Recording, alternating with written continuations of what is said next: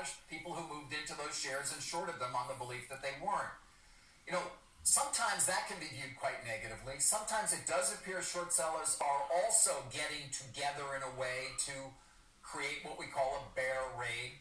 You know, you can have arguments about valuation, and sometimes short sellers can take it a bit too far, or no?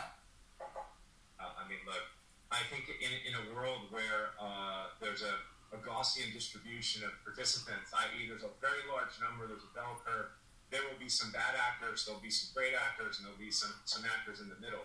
I think there's always abuses on both sides. Like in the instance of GameStop, I think every market professional knows that this is going to end in tears. It's great that a bunch of people got together to focus their sights on something that was heavily shorted. But if that's your strategy, you're going to lose a lot of money over time because A, short sellers actually do a lot of work, and there was a reason they were short a broken retailer. B, you know, if what you're doing is attacking something that's broken, you're just going to end up, you know, holding the bag here as we see investors in GameStop. GameStop 2 months from now won't be mentioned. It'll be, you know, back close to where it started. And unfortunately, you know, I'm sure we've all experienced this being market participants, but 2 nights ago at dinner, I had people from the service industry ask me, hey, should I buy AMC and GameStop? I had an 8th grade kid tell me he and his whole class had logged onto the Robinhood app and they all own GameStop. And I'm thinking, everyone's just going to get massacred here. And it's because of the price frenzy and this aggrandizing these groups of people that, you know, have for a day or two achieved incredible success. But the funny thing about GameStop, or the irony is, the shorts got carried away in a stretcher, and the majority of the longs are going to lose almost everything too. So that kind of volatility is not good for the market. It's not good for securities regulators. It's not good for hedging and everything that goes on. In my view, this was very bad for, call it, trust in markets. And I think social media, just like social media brought Trump to power, social media created this phenomenon. I think we live in a post-truth world, and he who tells the best narrative wins. And therefore, I think that we're in a new paradigm of social media narratives, and I think it's a very dangerous world that we're living in. Yeah. I call it a post-postmodern world myself. I realize that there are many different sides to this, and certainly we're going to be talking about it for a while, but if we just step back more broadly and look at market structure and the fact that that is now, I think, going to be under increased scrutiny. I mean, we had Congressman Lynch on yesterday. He's actually the chairman of the House Subcommittee of National Security. He actually said on our air that he is looking into this as a possible national security situation because he is now worried that this has highlighted vulnerabilities within our markets. As somebody who focuses a lot on that area as well, I wonder how you think about it from that standpoint. Yeah, I mean, it has been reported that you've seen Chinese investors, Indian investors, and South Korean investors piling in.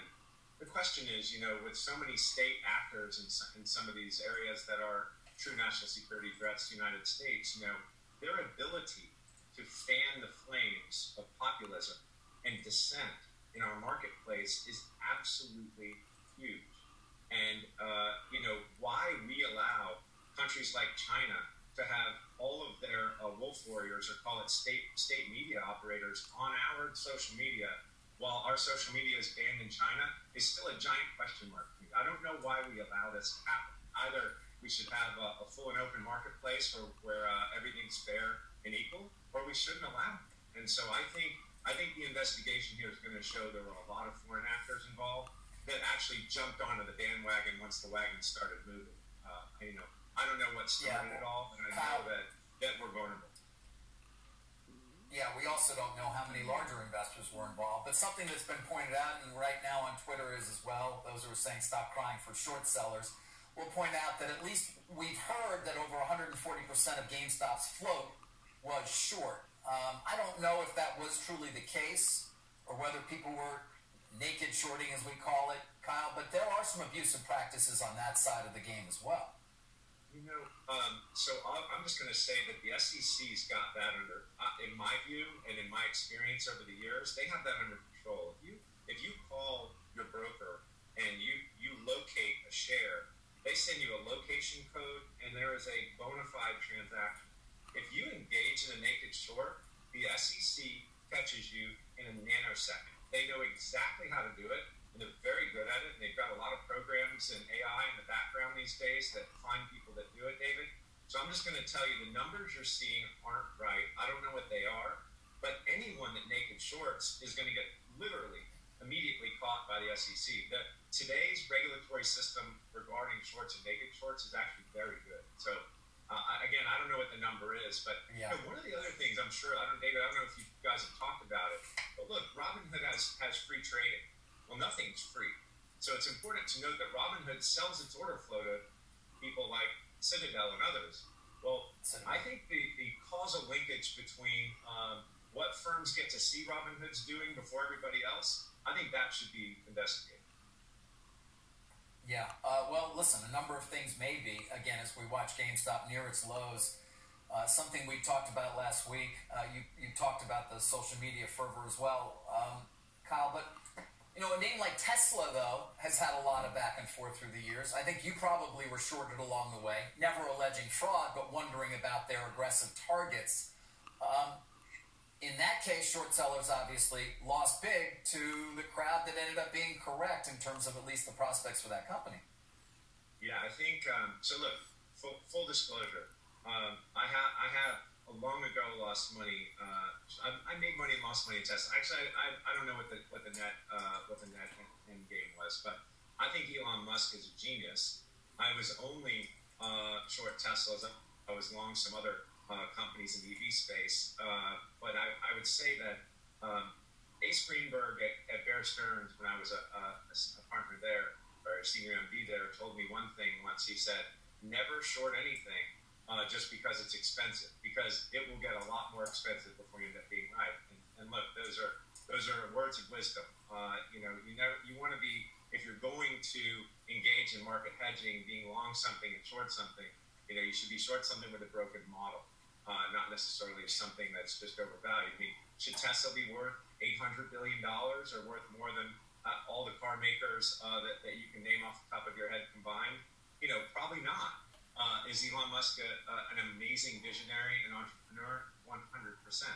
I toured the SpaceX factory. I'm still in awe of what that man's been able to put together in his life. But this focus on the short sellers of Tesla, they'll all learn their lesson. And that's the beauty of this game, David. If you're short something that is constantly doing better and working and operating as a great company, you're going to lose every time. And so this is not a free lunch here. No. All right. And finally, Kyle, I've had a number of people who run hedge funds tell me they are certainly going to reconsider whether they want to do single name shorts and maybe perhaps not do that, at least for some period of time. Is that going to be the case for you as well? Oh, absolutely, David. I mean, this is, I don't believe I don't want to exclude it for the rest of my life, but I'll tell you in my foreseeable future, I'm not going to engage in anything like this.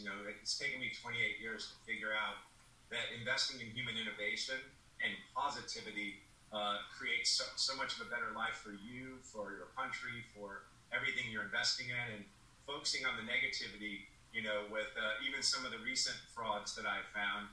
One of them is suing me for defamation, even though the SEC brought multiple fraud charges against them. Their auditor got censored, fined, and barred from auditing public companies, and they haven't been arrested yet publicly, but here I am in a lawsuit. So I think, it's a business where there's not a lot of upside. There's a lot of downside. I think the upside is in human innovation, and I'm very excited about focusing on that in my future. Well, Kyle, I appreciate you taking time. Interesting subject for us to discuss. Thank you. Thank you.